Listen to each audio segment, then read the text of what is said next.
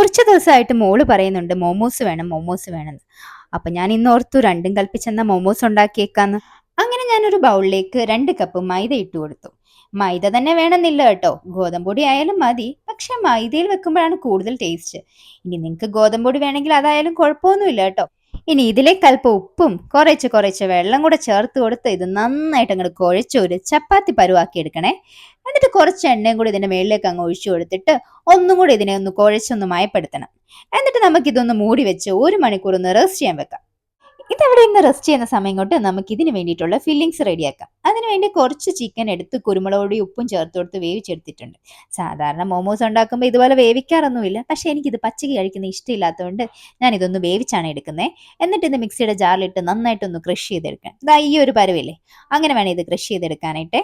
എന്നിട്ട് ഇത് ഒരു ബൗളിലേക്ക് ഇട്ട് കൊടുക്കണേ. ഇനി ഇതിലേക്ക് ഒരു സവോള കുനുകുന അരിഞ്ഞതും കുറച്ച് മല്ലിയിലയും കുറച്ച് കുരുമുളക് പൊടി ഉപ്പ് നോക്കിയിട്ട് വേണം ഇട്ട് കൊടുക്കാനായിട്ട്. നമ്മൾ നേരത്തെ ചിക്കൻ വേവിച്ച് വെച്ചപ്പോൾ കുരുമുളക് പൊടി ഉപ്പ് ഇട്ടത് കൊണ്ട് തന്നെ നോക്കിയും കണ്ടു ഇട്ടില്ലെന്നുണ്ടെങ്കിൽ പിന്നെ ഒന്നും ചെയ്തിട്ട് കാര്യമില്ല. ഇനി ഇതിലേക്ക് കുറച്ച് സോയാ സോസും കുറച്ച് വെളുത്തുള്ളി ഇഞ്ചി പേസ്റ്റും കൂടെ ചേർത്ത് കൊടുത്ത് ഇത് നന്നായിട്ടൊന്ന് മിക്സ് ചെയ്തെടുക്കണം. അങ്ങനെ മിക്സ് ചെയ്ത് കഴിയുമ്പോൾ നമ്മുടെ മോമോസിനുള്ള ഫില്ലിങ്സ് ഇവിടെ സെറ്റ് ആയിട്ടുണ്ട്. ഇനി നമ്മൾ നേരത്തെ റെസ്റ്റ് ചെയ്യാൻ വെച്ചിരുന്നല്ലോ, ആ മൈദ എടുത്തിട്ട് നമ്മൾ ചപ്പാത്തിയൊക്കെ പരത്തുന്ന പോലെ നന്നായിട്ട് അങ്ങോട്ട് പരത്തിയെടുക്കണേ. തീരെ കനം കുറഞ്ഞ് വേണം ഇത് പരത്തിയെടുക്കാനായിട്ട്. ഇത് നന്നായിട്ട് പരത്തിയെടുത്ത ശേഷം ചെറിയൊരു ബൗൾ എടുത്തിട്ട് ഇതുപോലെ അങ്ങ് കട്ട് ചെയ്ത് കൊടുക്കണം. ഞാൻ ഇത് പരത്തിയെടുക്കുമ്പോൾ പലതും പല ഷേപ്പിൽ പോകും, അതുകൊണ്ടാണ് ഞാൻ ഇതുപോലെ കട്ട് ചെയ്തെടുക്കുന്നത്.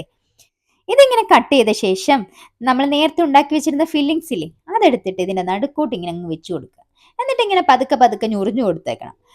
ഇത് ശരിക്കും പറഞ്ഞു കഴിഞ്ഞാൽ ഞാനിതൊന്ന് ട്രൈ ചെയ്ത് നോക്കുമായിരുന്നു ശരിയാവുന്നു. അപ്പോൾ ഒരെണ്ണം ഉണ്ടാക്കി നോക്കിയപ്പോൾ ശരിയായി. അപ്പൊ ഞാൻ വിചാരിച്ചെന്നാൽ ബാക്കിയുള്ളതും കൂടെ ഇങ്ങനെ തന്നെ ഉണ്ടാക്കിയെടുക്കാന്ന്.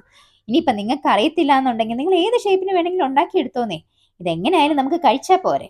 എന്നിട്ടെല്ലാം ഇതുപോലെ ആക്കിയെടുത്ത ശേഷം ചൂടായ സ്റ്റീമറിലേക്ക് നമുക്ക് ഇങ്ങനെ ഓരോന്നോരോന്നായിട്ട് വെച്ചു കൊടുക്കാം. സ്റ്റീമർ എന്ന് പറഞ്ഞാൽ നമ്മുടെ ഇഡലിച്ചമ്പില്ലേ, അത്.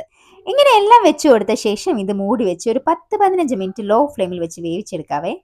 അങ്ങനെ ഒരു 10 മിനിറ്റ് കഴിഞ്ഞപ്പോൾ തന്നെ നമ്മുടെ മോമോസ് ഇവിടെ റെഡി ആയിട്ടുണ്ട്. ഇത് ചൂടോടുകൂടി തന്നെ നമുക്ക് ഒരു പ്ലേറ്റിലേക്ക് മാറ്റാം. ഇനിയിപ്പോ കുട്ടികളൊക്കെ ചോദിക്കുകയാണെങ്കിൽ കുറച്ച് സമയം പോയാൽ എന്താ, വീട്ടിൽ തന്നെ നല്ല ഹെൽത്തി ആയിട്ടുള്ള മോമോസ് നമുക്ക് ഉണ്ടാക്കി കൊടുക്കാന്നേ. അപ്പൊ അടുത്ത വെറൈറ്റി ആയിട്ട് ഞാൻ ഉടനെ വരുന്നതായിരിക്കും. അതുവരേക്കും ബൈ ബൈ.